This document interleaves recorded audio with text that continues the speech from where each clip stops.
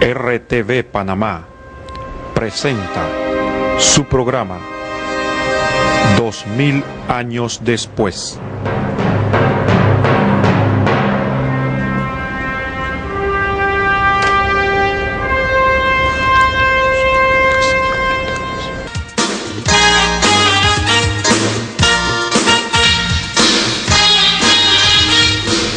Queridos televidentes, el grupo apostólico Semper Gaudens le da la más cordial de las bienvenidas al programa 2000 años después. Un programa que a lo largo de 9 meses, de martes en martes, un martes cada vez, hemos ya ido sumando una gran cantidad de martes, compartimos con ustedes con gran alegría temas de interés, temas que muy pocas veces se ven y se escuchan en la televisión, temas que casi nunca la radio aborda, y nosotros acá con un gran gusto, con una gran determinación y con una gran voluntad queremos compartir con ustedes, contagiarlos a ustedes de estos temas en torno a la persona de Jesús de Nazaret, el alfa y el omega, el principio y el fin. Y para esta gran y maravillosa tarea, como siempre me acompañan acá unos amigos que son admirables, ejemplares, estudiosos, determinados y que con gran corazón y entusiasmo dejan sus quehaceres cotidianos, comparten, sacan un tiempo dentro de sus ocupaciones para compartir con ustedes estos temas que salen del corazón, que salen del alma y que son la vida misma de las personas que comparten conmigo estas sesiones tan maravillosas. Estos amigos en esta ocasión son Felipe, Salvador y Luis, y los tres le damos una cálida bienvenida a 2000 años después del grupo apostólico Semper Gaudens, que significa siempre alegres, siempre gozosos, siempre determinados a enfrentar la vida con valentía, con determinación, con voluntad, no porque seamos nosotros quienes podemos vencer por nosotros mismos, sino por quien detrás a quien vamos nosotros, en quien vamos siguiendo, que es a Cristo Jesús, el que todo lo puede, y que nos ha dicho que no se asusten ni tengan miedo, sino que Él nos guía y Él nos salva. Esa es nuestra alegría, esa es nuestra voluntad y esa es nuestra determinación. Les queremos recordar los teléfonos de aquí, del canal maravilloso, canal 11, este canal que ha abierto esta oportunidad, esta ventana para que podamos compartir con ustedes, y por eso le damos gracias a Dios. Hacemos oración continua por todos los miembros del canal 11, por el personal que en este momento nos acompaña, que las personas que están tras las cámaras, algunas de ellas que están enfermitas. No me lo creerán, pero aquí hay alguien que está enfermo, pero está allí como el centinela, aguardando la aurora. Aquí está él de pie detrás de esas cámaras para compartir con ustedes estos temas. Así que bendecimos, pedimos a Dios para todos los del canal 11, para la dirección del canal 11 que nos ha dado esta oportunidad, que no es a nosotros, sino que se la ha dado a Dios, esta ventana para que podamos compartir con ustedes de martes en martes, y que seguiremos aquí mientras el Señor lo permita. El día de hoy vamos a conversar sobre la sucesión apostólica. Sucesión apostólica, un título bastante rimbombante, pero para eso aquí tenemos especialistas que nos van a desmenuzar esas palabras, que nos las van a poner en lenguaje sencillo, para que, empezando por mí, yo me ilustre y nosotros todos podamos compartir entonces de la maestría con la cual ellos temas difíciles los hacen sencillos. Y vamos a pedirle entonces a Felipe que por favor nos explique eso de sucesión apostólica. ¿Qué es eso? Bueno, la palabra apostólica debe sonar al oído de muchos, Luis, porque, como sabemos en el credo, con esa profesión de nuestra fe que hacemos desde los primeros siglos, los cristianos, decimos creer en una iglesia que es una, santa, católica y apostólica. Entonces estamos hablando de ese aspecto de apostolicidad de la iglesia, que obviamente, como la palabra lo dice, alguna relación hemos de tener con los apóstoles. Ahora, ¿cuál es esa relación? Esa relación no es solamente decir que seguimos lo que enseñaron los apóstoles, que sí lo hacemos. La iglesia enseña la doctrina que enseñaron los apóstoles, uno de los elementos por cual la iglesia católica es apostólica. Pero no solamente eso, la iglesia tiene su origen y también está fundamentada en Cristo y en los apóstoles, como dice Efesios 2:2. Los cimientos de la iglesia es Cristo y los apóstoles. Pero no solamente eso, sino que finalmente nos encontramos con que en la iglesia contamos con la sucesión apostólica.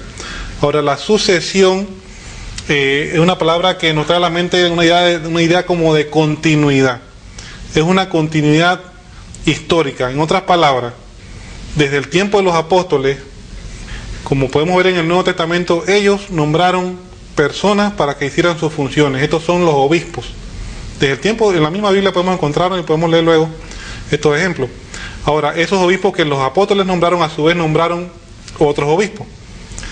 Y esos otros obispos que nombraron, a su vez estos, fueron nombrando obispos que a través de los tiempos, hasta nuestros días, hoy, al año 2001 que estamos pues, en la era cristiana, los obispos actuales de la Iglesia Católica tienen una conexión ininterrumpida desde hoy día hacia los apóstoles, en que han recibido esa autoridad espiritual por medio de la imposición de las manos, que es la forma como se transmite el poder espiritual en este caso, y el don del sacramento del orden. Entonces la sucesión apostólica hace mención a esa conexión, esa cadena ininterrumpida de la transmisión de autoridad y de la misión del obispo desde los apóstoles hasta nuestra fecha. Muchas gracias, Felipe, excelente explicación. Hace un momento me emocioné tanto con lo que dije que no mencioné los teléfonos, ¿verdad? Caramba. El teléfono acá en RTV Canal 11 es el 232-8100, 232-8100, para que ustedes, si desean hacer desde este momento pues sus llamadas, sus comentarios, sus puntos de vista. Ahí tenemos a dos especialistas que han venido dedicadamente esta noche a atender las llamadas. Dos personas, dos esposos que están allí en los teléfonos esperando que usted llame para poder tomar nota de sus preguntas y compartirlas aquí al aire con todos ustedes. Salvador, te vemos por segunda vez aquí en el programa. ¿Cómo te sientes? Bien, gracias a Dios. Veo que vienes con un vestido muy, muy elegante. Para el Señor, ¿verdad? Para el Señor, sí, claro. Muy bien, con alegría, ¿no? Muy bien, Salvador. Felipe hablaba y explicó muy bien lo de la sucesión apostólica, que es pues como la conexión desde nuestros días hasta los tiempos de Cristo. Cuando Cristo muere, resucita y va al cielo, Salvador, los primeros cristianos he leído como que creían que Él volvía enseguida, como que se iba allá como a prepararles unas habitaciones, pero como que la cosa era cuestión de unos días más. O explícame ese fenómeno. Sí, era una creencia de los primeros cristianos que Cristo venía pronto, ¿no? Sin embargo, el tiempo de Dios es diferente del hombre. La Biblia dice que para Dios un día son como 1000 años para nuestra vida, ¿no? Entonces, claro, lógicamente, las promesas que Cristo le hace a los apóstoles no pueden perderse, como dijo Felipe, si morían los apóstoles, porque hay muchas promesas y misiones que le encarga Cristo a los apóstoles. Por ejemplo, lo que era el predicar. En Marcos 3:13 dice que eligió a 12 y los mandó a predicar, ¿no? Esa predicación no podía morir con los apóstoles cuando ellos murieran en su vida terrenal, sino que había, como bien explicó el hermano acá, que difundir el evangelio en cada etapa de la vida, ¿no? Igual con el ministerio del perdón de los pecados. No podía ser solamente para la gente del tiempo de Cristo el perdón de pecados, sino que tiene que ser a través de toda la historia, ¿no? A todas las épocas. Entonces, en vista de eso, pues, se da lo que dijo Felipe, la sucesión apostólica, ¿no? O sea, para esperar la venida de Cristo, siempre esperando nuestra salvación, ¿no? Muy bien, gracias, Salvador. Pero Felipe, la palabra apóstol, tú hablas de una sucesión de obispos. Ajá. Pero acá se habla de apóstol. Explícanos un poquito la diferencia en los términos y el porqué de esa diferencia. Sí, yo lo quisiera explicar ilustrándolo con la misma Biblia. Recordemos que Judas, uno de los 12 apóstoles, traiciona a Jesús. Entonces, como se llama ese colegio apostólico, o los 12, que era el título que le daban a los apóstoles, los 12, Ajá. Esos 12 quedaron incompletos, quedaron 11. Entonces, nos encontramos en el libro ya de los Hechos de los Apóstoles, ya después de que Jesús resucita, que ellos se confrontan ante esta situación, y Pedro, que es el jefe de la iglesia, el primer papa, toma, como dice, la batuta, y entonces se decide que hay que reemplazar a Judas, ¿no? Entonces eso lo encontramos en el capítulo 1 de los Hechos de los Apóstoles, y voy a leer solamente un par de versículos, 16, 17, y salto al 20, el 15 al 17 y salto al 20, esto que pasó de cómo se reemplazó a Judas, que era un apóstol, y dice así: Durante estos días, levantándose Pedro en medio de los hermanos, y era la muchedumbre de personas allí reunidas como de 120, dijo: varones, hermanos, tenía que cumplirse la escritura que el Espíritu Santo había anunciado de antemano por boca de David, acerca de Judas, que se hizo guía de los que prendieron a Jesús, por cuanto era contado como uno de nosotros y le cupo en suerte este ministerio. Y sigo leyendo más adelante, y el versículo 20 dice: porque escrito está en el libro de los Salmos: hágase desierta su majada, y no haya quien habite en ella, y su intendencia tome la otra. Y si seguimos leyendo los versículos que vemos, nos damos cuenta que se concluye en que se cogió a Matías para ocupar el puesto de Judas. Ahora, yo retraigo el comentario al versículo 20, Hechos 1:20. Se cita el Salmo y dice: y su intendencia tome la otra. Claro, leemos la Biblia en español y no nos da mucha luz, pero si nos recordamos que lo original es en griego, y aquí tengo la línea en griego, esta palabra su intendencia, aquí dice su episcopado. Entonces, claramente, ahí ven por qué el obispo es el apóstol, o el apóstol es obispo. Aquí dice, estamos escogiendo a Matías para que tome el lugar de Judas, y dice, y a esta elección le llama episcopado.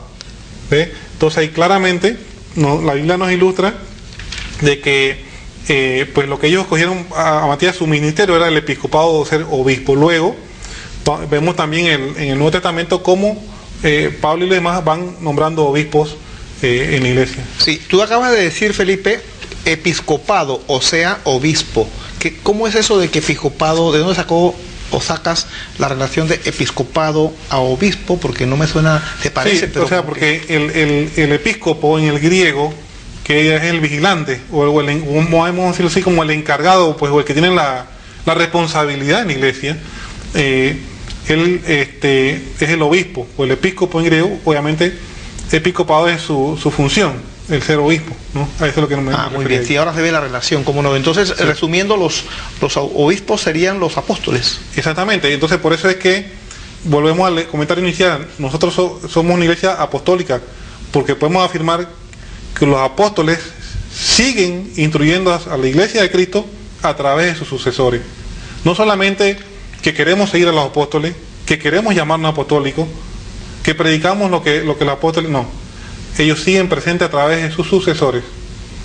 Muy bien, Felipe, muchas gracias. Vamos a hacer una pequeña pausa para irnos al primer intermedio. Les recordamos a los televidentes el 232-8100. Hagan sus llamadas, que estamos aquí pues en presencia de estos verdaderos héroes de la doctrina, que van a estar en condiciones de contestar sus preguntas o incluso sus puntos de vista en contra. Volvemos de inmediato, no se vayan.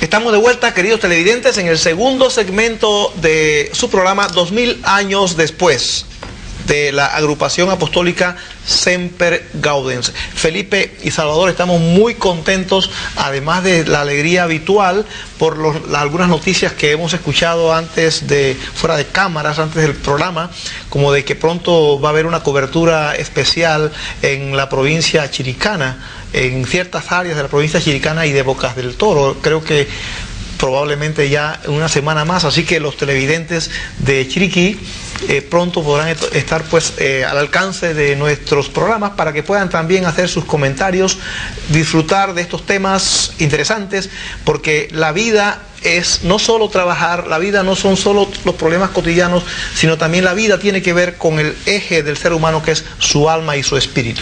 Y también, ahora que el Canal 11 tenga esta cobertura ya casi a nivel nacional, se va a dar la oportunidad quizás de retomar temas que a veces las personas me han dicho, bueno, no hubiera gustado que hablaran más de un tema.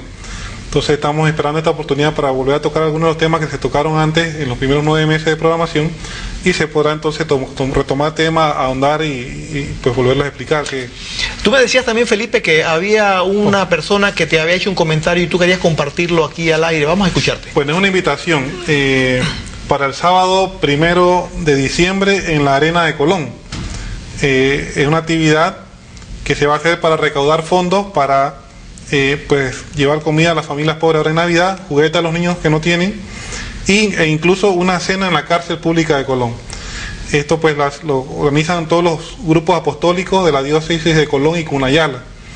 La actividad es el primer concierto cristiano, La Fe, titulado La Fe a través de las obras, a las 5 de la tarde en la Arena de Colón, y van a estar los siguientes grupos musicales: el grupo de la Renovación Carismática, el grupo Ámame, el grupo Rememi, el dinámico coro de la Iglesia San José. ¿Ese nombre lo leíste bien o es que sonó así? Rememi, son siglas de alguna actividad. El coro Los Hijos del Rey, y como si fuera poco, para rematar, el grupo Bendición de Tomás Flower y Canta Linet, y ya como si fuera el colmo, Sal y Luz. Caramba, de gala el evento. La invitación para que pasen una buena jornada, y a la vez van a estar ayudando a una causa para la Navidad, ¿no? Muy bien. ¿Y quién es la persona que te ha pedido que leas este mensaje o estos? Bueno, mi amigo Alejandro Ruiz. Envíale un saludo, por favor. Un saludo a Alejandro, que sabemos que nos escucha, pues esperamos estar escuchando ahora, Alejandro, y ya hemos cumplido con hacer el anuncio y esperamos que la actividad sea todo un éxito. Muy bien, también es el momento de los saludos. Vamos a enviar un saludo.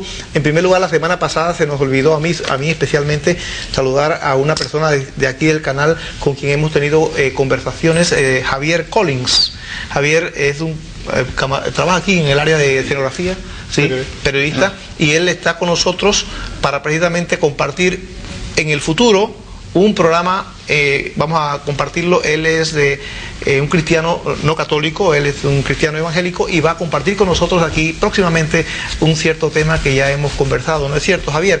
Así que te enviamos un saludo. También hay unas hermanas, amigas, señoras a quien queremos mucho. Algunas no las conocemos, pero sabemos que ellas nos quieren mucho y quieren mucho también al canal, y siempre están con pendientes de los martes, allí calladitas. Sabemos que están como esa vela encendida siempre allí todos los martes viendo el programa.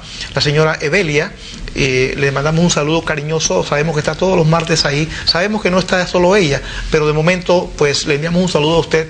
Pedimos bendiciones y que todo le salga bien, que Dios le allane el camino, le allane la vida, para que sea una vida propia de lo que todo ser humano espera, algo bonito, algo agradable, como solo Dios sabe dar.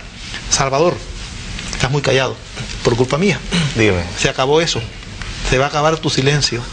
A ver, háblanos un poquito con la Biblia de eso que decía Felipe del episcopo, del obispo. ¿Tenemos pasajes bíblicos que hablen de los obispos?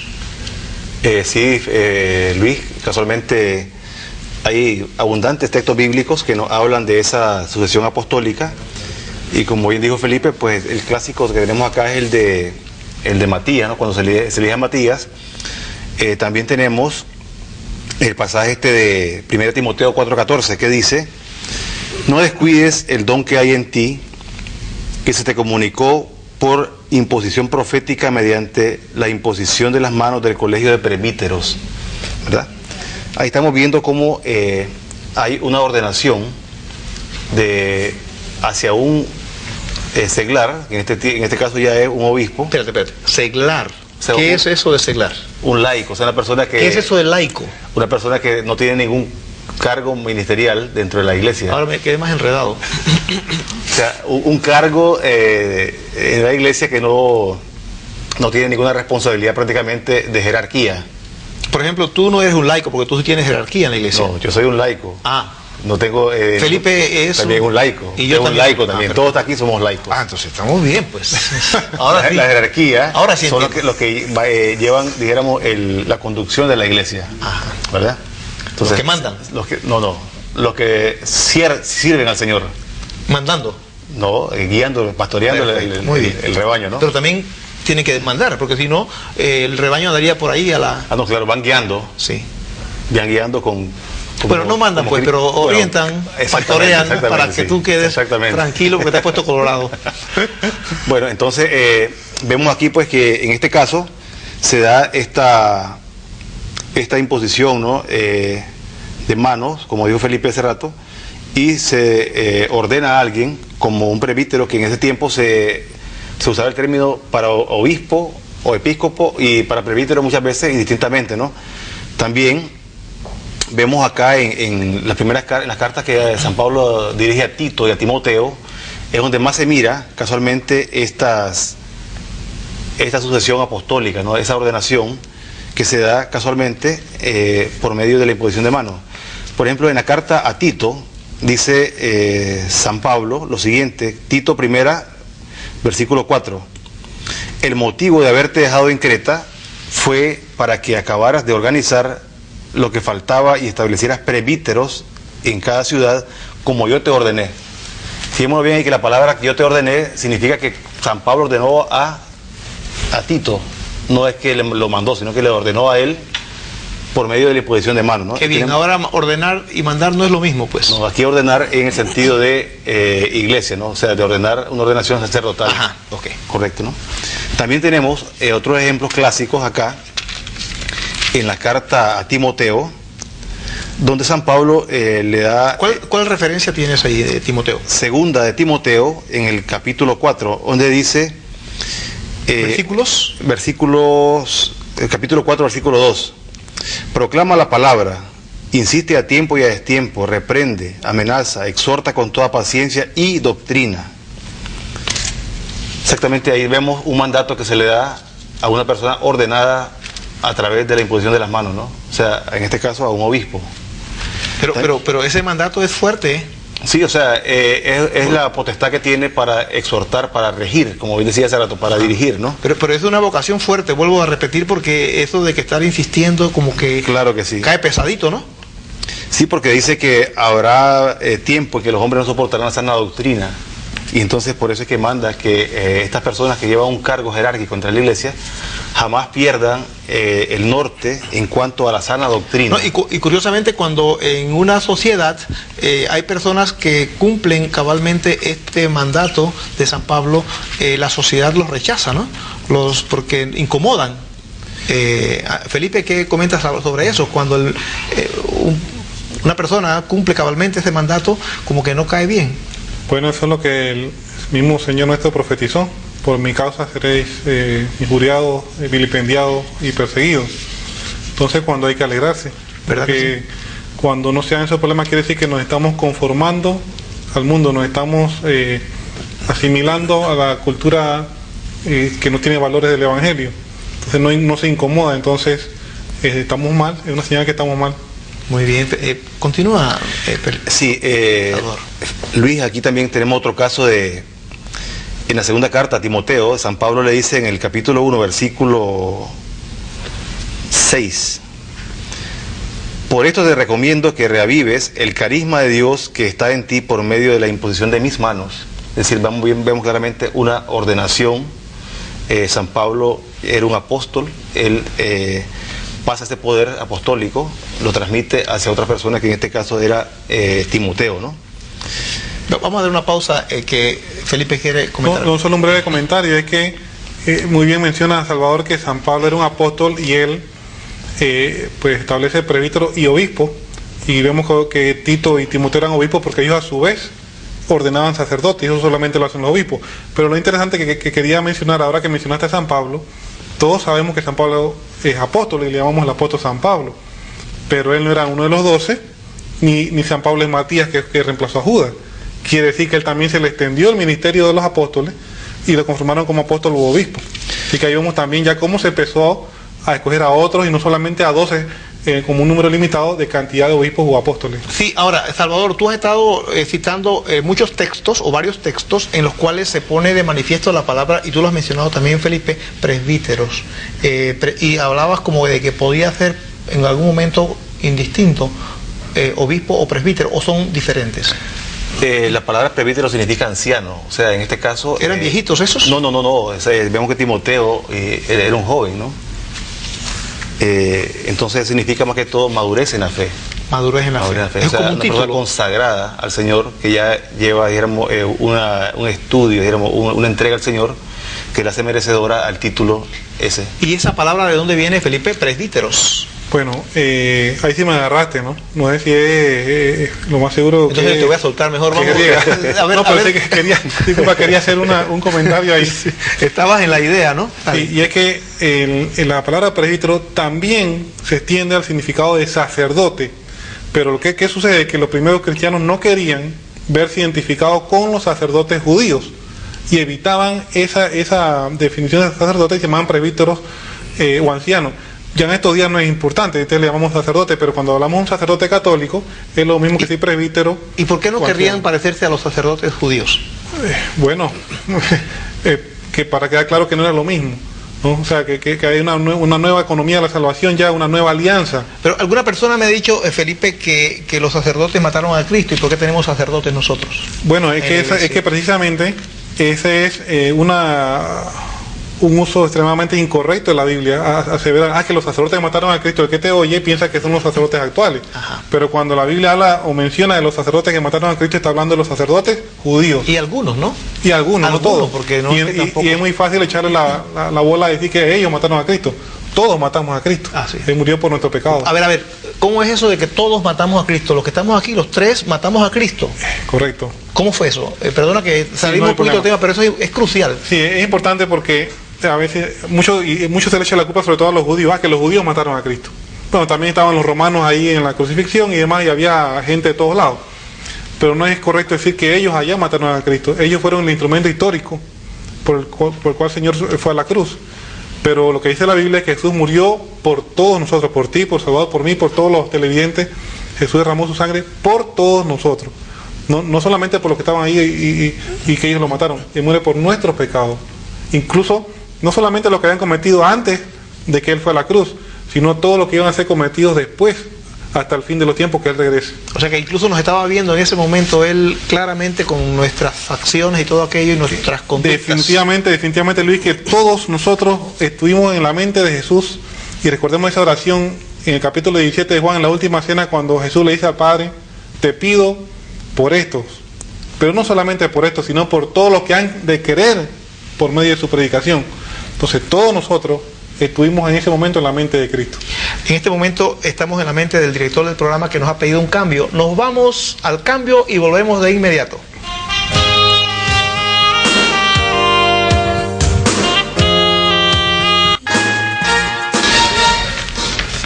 Estamos de vuelta en el tercer segmento de su programa 2000 años después del grupo apostólico Semper Gaudens. Queridos amigos, y ya están llegando las primeras preguntas. Así que abran bien sus Biblias porque aquí vienen preguntas bíblicas interesantes todas ellas, pero estábamos primero redondeando algunas ideitas que no podemos dejar en el aire. Antes vamos a terminarlas para entonces darle paso a las preguntas.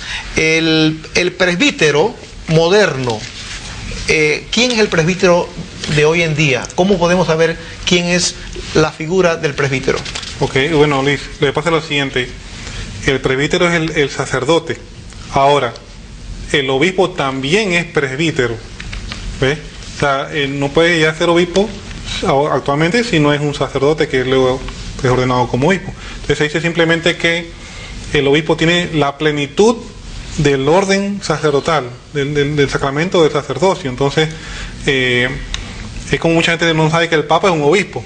También, él es el Papa porque él es el obispo de Roma. Y entiendo que se confiesa también. Y también se confiesa o sea, todo ser humano. Tiene que pedir perdón y todo. Sí. Entonces, ahí viene a veces la confusión de las personas que se enredan con algún texto bíblico o alguna mención, porque se les enreda el término presbítero, obispo, pero lo que sucede es que los obispos también son presbíteros, también son sacerdotes, ofrecen la Santa Eucaristía y confiesan en todo. Estoy curioso, Felipe, con ese libro que tienes en tus manos. ¿Pudieras mostrarlo a la cámara, por favor? Bueno. ¿Qué Biblia es esa? ¿Eso es una Biblia o veo que es trilingüe? ¿Cómo es eso? A ver, explícanos. Bueno, este es un Nuevo Testamento, o sea que tiene la segunda mitad de la Biblia, no en extensión, pero sí en cuanto a alianza, ¿no? Un Nuevo Testamento trilingüe, o sea que lleva el texto en el original griego, luego el texto de San Jerónimo en latín y luego el español. ¿Y por qué es importante el texto en griego? Porque a veces se cuentan con traducciones actuales de la Biblia que no traducen de la mejor manera. Entonces, la única forma de buscar el sentido original es buscar en el griego. Entonces, a veces pues, a uno le causa, vamos a decirlo, simpatía, por no decir otra cosa, ¿verdad? Cuando las personas se te acercan y te dicen: es que yo sí leo la Biblia al pie de la letra. Y la pregunta sería: ¿tú eres capaz de leer en griego? porque la única forma de leer la Biblia al pie de la letra es buscar los textos originales en griego y leer en griego. Por eso es que en el grupo te hacen bromas de que tú hablas griego, porque No, yo no hablo griego. te hacen bromas, dije, no es que hables unos conocimientos técnicos elementales para poder diferenciar y ver qué significa una palabra. ¿Es fácil de conseguir un volumen de esa clase, Felipe, o son ediciones muy limitadas? No es tan limitado. Yo tengo esta edición, esta es católica, también tengo una protestante en griego y en inglés. Esta en la librería católica se consigue. Perfecto, muy bien. Esta pregunta del televidente o de la televidente, Salvador, vamos a ver si te la dirigimos a ti. Dice, del sector 9 de enero nos llamaron para hacer el siguiente comentario, pregunta. Dice, la primera carta a los Corintios, en el capítulo 12, versículo 28, establece los rangos de apóstoles, maestros, y no hablan nada de esas cosas que están ustedes hablando allí. ¿Qué comentario tiene usted al respecto? Casualmente, cuando San Pablo escribe esta carta, dice acá, en el versículo 27, ahora bien, ustedes son el cuerpo de Cristo y sus miembros, cada uno a su modo. Así los puso Dios en la iglesia, primeramente los apóstoles.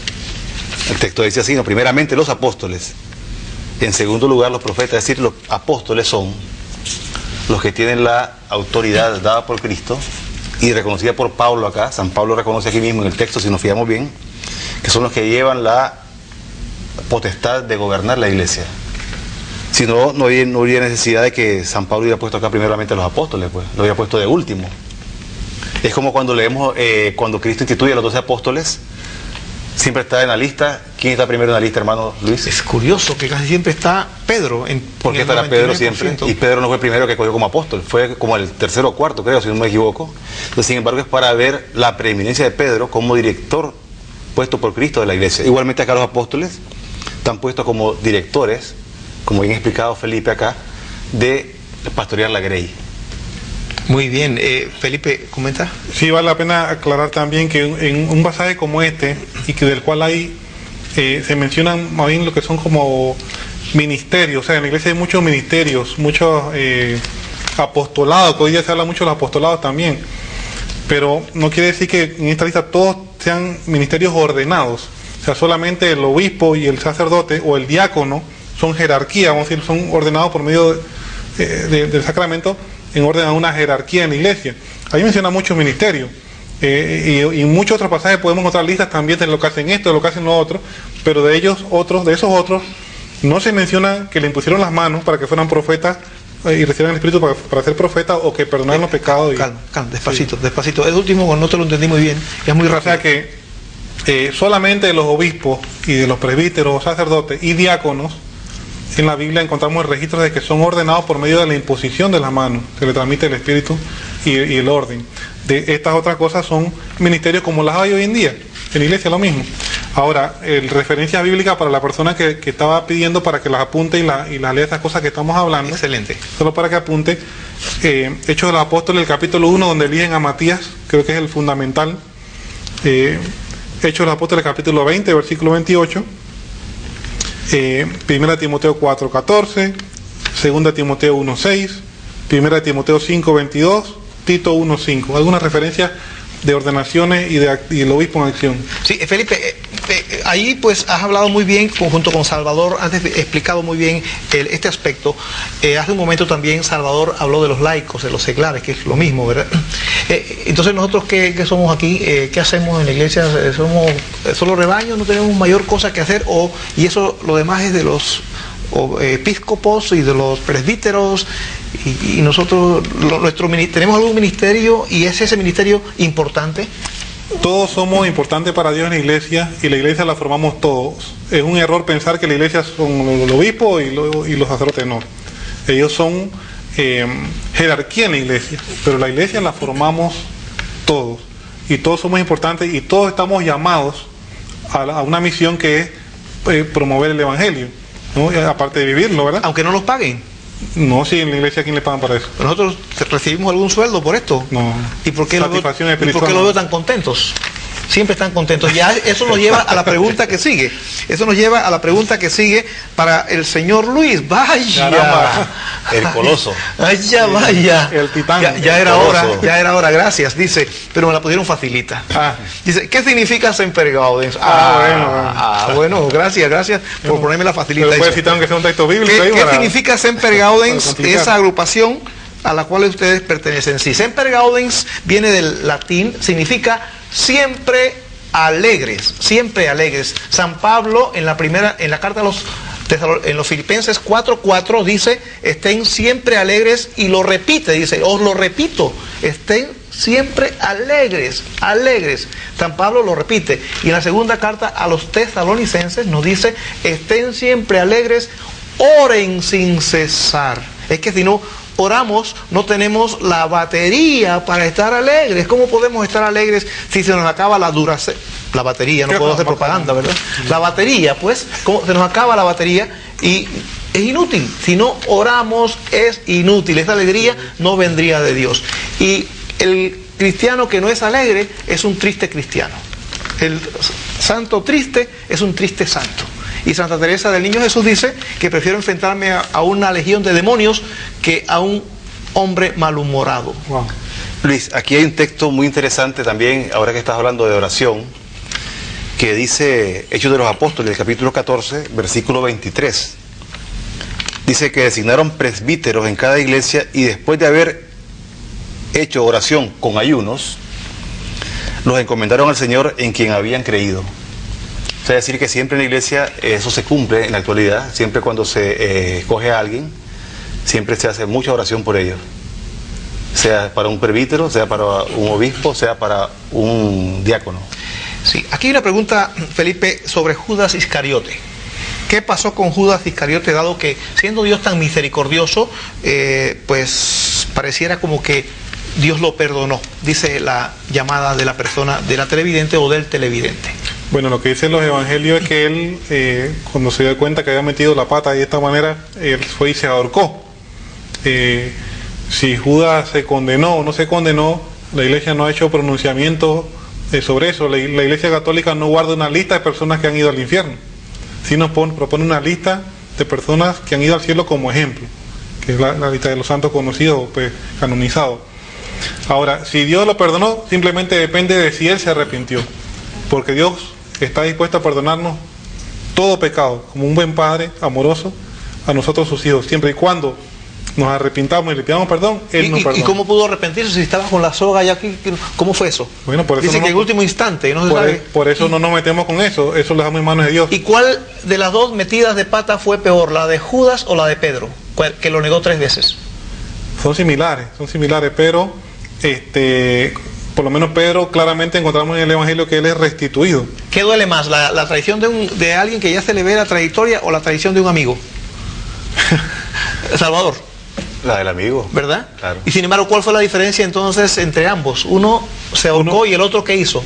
Confío en la misericordia de Dios. Se Se arrepintió. arrepintió, y dice la tradición cristiana que Pedro lloró tanto que se le hicieron casi unos canales en la mejilla de tanto llorar su traición al Señor, incluso después que la iglesia fue andando y todo, ¿no? Pero luego encontramos en el Evangelio de Lucas cómo Jesús restituye a Pedro y 3 veces lo nombra pastor de la iglesia,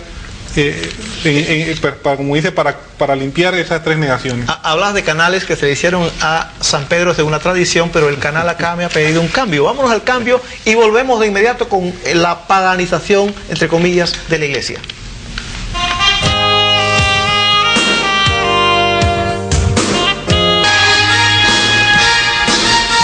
Estamos de vuelta, queridos televidentes, en el último segmento de 2000 años después, el programa de RTV Canal 11 y del grupo apostólico Semper Gaudens. Estamos contra el tiempo. Una persona me dijo hace unos días que este programa tenía un grave defecto, y era que 1 hora era muy poco. Entonces, lastimosamente, afortunadamente es 1 hora, porque así queda el sabor en el ambiente. Las personas meditan, reflexionan. Nos pueden escribir a la dirección electrónica que le pusimos en pantalla hace un momento. Hemos recibido algunos correos bastante extensos. A todos les hemos contestado. Las personas que nos han escrito en contra, hemos tratado de contestarle todas sus preguntas. Los invitamos y los exhortamos a que lo sigan haciendo. Felipe, pero aquí hay una pregunta que dice que los tres que estamos aquí somos unos ignorantes y que la palabra que usó no fue esa, es una que empieza con P y termina en os. Que los tres somos eso, no sabemos nada y que simplemente el Papa pidió perdón, dice, por los errores que cometió la iglesia, en donde se quemaba a aquellos que traducían la Biblia y todo se manejaba con el billete de la época, con el ville de la época, y que de qué estamos nosotros aquí hablando de Biblia y demás, y la misma iglesia quemaba a aquellos y prohibía el uso y la lectura de la Biblia. Bueno, ahí tocaste como varios temas, varias cosas. Yo vuelvo y repito.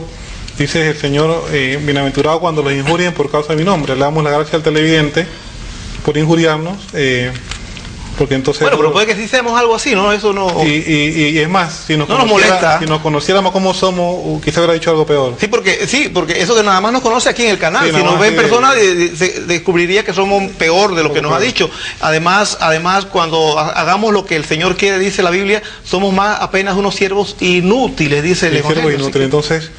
no hemos pretendido ser más que eso. Sí. Entonces, con respecto a los otros puntos que tocaste, de que si el Papa pidió perdón, lo que nos está dando es el ejemplo, porque dice la Biblia que el que ama más es el que da el paso primero, es el que más ama también. Entonces él ha pedido perdón por los pecados de los miembros de la iglesia, que los pecados los cometen todos los seres humanos. Ahora, hay que diferenciar, porque la iglesia lo que sí no ha cometido es error doctrinal. Nunca un Papa ha definido una doctrina que vaya contraria a la Biblia o que sea equivocada.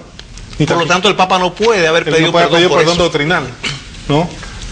Así que eso hay que saber dirimirlo bien. Ahora, el hecho de dar el primer paso no significa que uno ni que sea el más culpable o menos culpable que el otro, porque ese error de quemar personas por motivos religiosos o lo que fuera, no, como lo mencioné en un programa anterior, no es propio de los católicos, es propio de la época y de todas las religiones. Los protestantes también lo hicieron.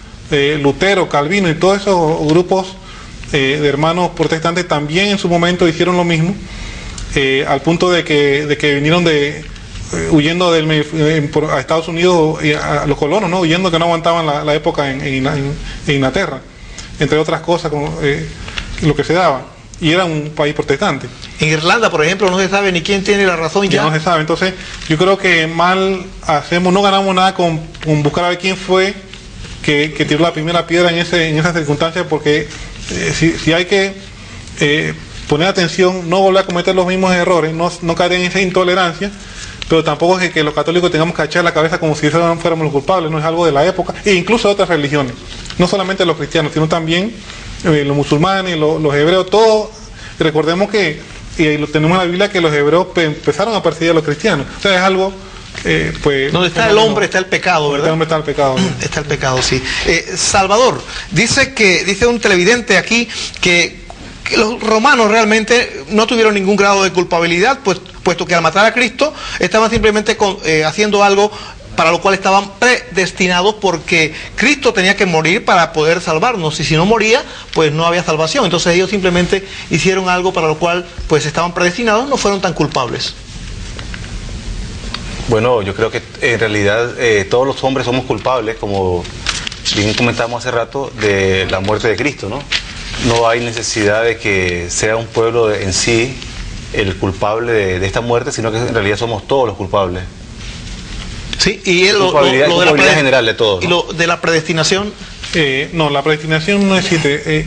Existe yo diría que podríamos decir que hay una predisposición. Dios quiere que todos los hombres se salven, pero no es que todos se van a salvar, también lo dice Jesús. Entonces no hay una predestinación, por lo menos no como la entendía Calvino. Eso sí es un error. No es que uno ya nació y unos que nacen ya están predestinados al cielo y otros al infierno. No, ese es un error.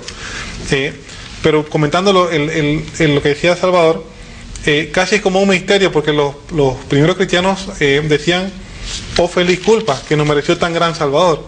O sea, pero ponernos a ver eso de que si no hubiera habido pecado, que si Jesús no hubiera salvado, ya es como ponernos a elucubrar cosas que ya eso no viene al caso, porque ya lo que sucedió. O sea, pero ellos lo hicieron con voluntad propia. Entonces, los romanos, ellos pudieron haber escogido no matarlo, pero escogieron matarlo. O sea que eso es voluntad, la voluntad de cada uno la que está en juego, ¿no?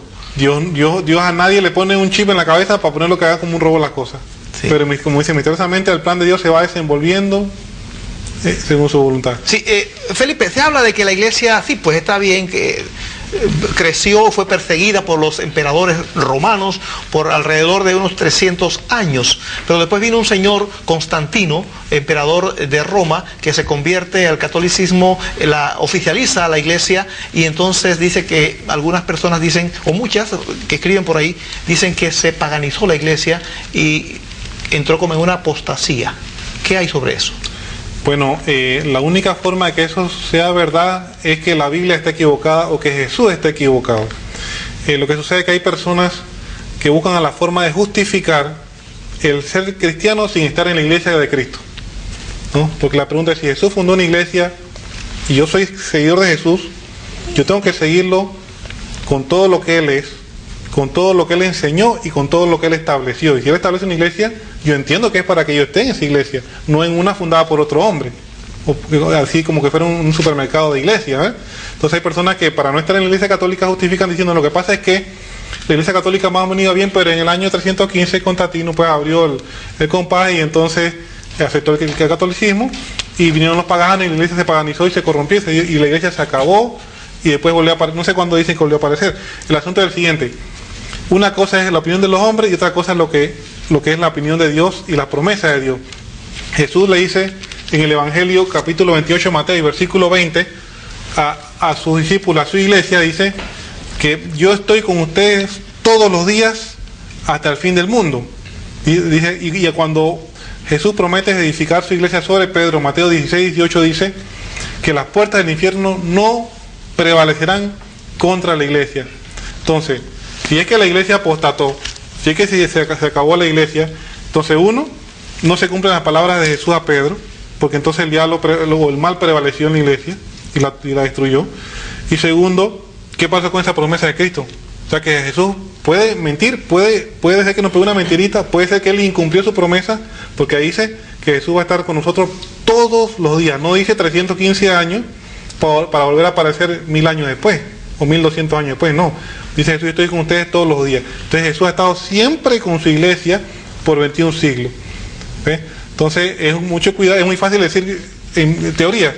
Otra cosa es lo que la palabra de Dios contiene, las promesas de Dios, y nos atenemos a las promesas de Dios o nos atenemos a la teoría de los hombres, Luis. ¿Algún comentario, Salvador? Sí, verdaderamente lo que Constantino hace, Luis, según el comentario que hacía Felipe, es que da libertad de culto. Da libertad de culto después de 313 años con el edicto de Milán. Pero dice que obligaba a todos los soldados a hacerse católicos. No. Cada quien es voluntario, ¿no? La Iglesia Católica nunca ha obligado a nadie a que ¿Y ese término católico nació allí, en esa época, o cuándo nació? Bueno, en la esencia de católico, como bien lo ha explicado Roquel en otras ocasiones, está en la Biblia. Y sobre todo en ese pasaje precisamente 28 de Mateo, que Jesús le dice, vayan y enseñen a todo el mundo todo lo que yo les he mandado, y en ese todo, esa universalidad es el catolicismo, porque el católico significa universal. ¿Y la palabra en sí? Ahora, la palabra en sí, tenemos un registro histórico de San Ignacio de Antioquía, que en el año 108, ojo, San Ignacio fue un discípulo del apóstol Juan, y que lo nombró obispo, curiosamente, lo que estamos hablando hoy, ¿no? Entonces San Ignacio escribe, y lo tengo por aquí a mano, bueno, no lo tengo bien rápido, pero San Ignacio dice que allí donde está el obispo está Cristo, y allí donde está Cristo está la Iglesia Católica. Entonces, con la palabra desde así un comienzo, específica. Desde el tiempo de los apóstoles, la iglesia se ha identificado como la iglesia católica. Felipe, pero hay obispos y sacerdotes o presbíteros que no dan muy buen ejemplo. Ajá. ¿Qué podemos comentar sobre eso? Bueno, de que somos humanos, como tú dices, somos pecadores. El hecho de estar ordenado no implica que ya es un santo automáticamente. También los obispos y los sacerdotes, al igual que nosotros, debemos buscar la santidad en nuestro estado de vida. Entonces Jesús lo que dijo es que en su iglesia iba a haber trigo y cizaña, y que al final de los tiempos van a venir los ángeles y van a separar quiénes son y quiénes son los que no se salvan. Entonces, pero dice Jesús que Él viene no por los que están bien, sino por los que están enfermos. Muy bien. Queridos televidentes, la última llamada es una voz de aliento y ánimo. Dice, sigan adelante, bendiciones a todos. Es la primera vez que veo el programa, pero me ha gustado. Wilmington, muchas gracias. Queridos televidentes, hemos compartido con ustedes un martes más de 2000 años después de la agrupación apostólica Semper Gaudens. En la noche de hoy estuvimos con ustedes Felipe. Salvador. y Luis, quienes les deseamos de todo corazón que pasen una semana siempre alegres en el Señor.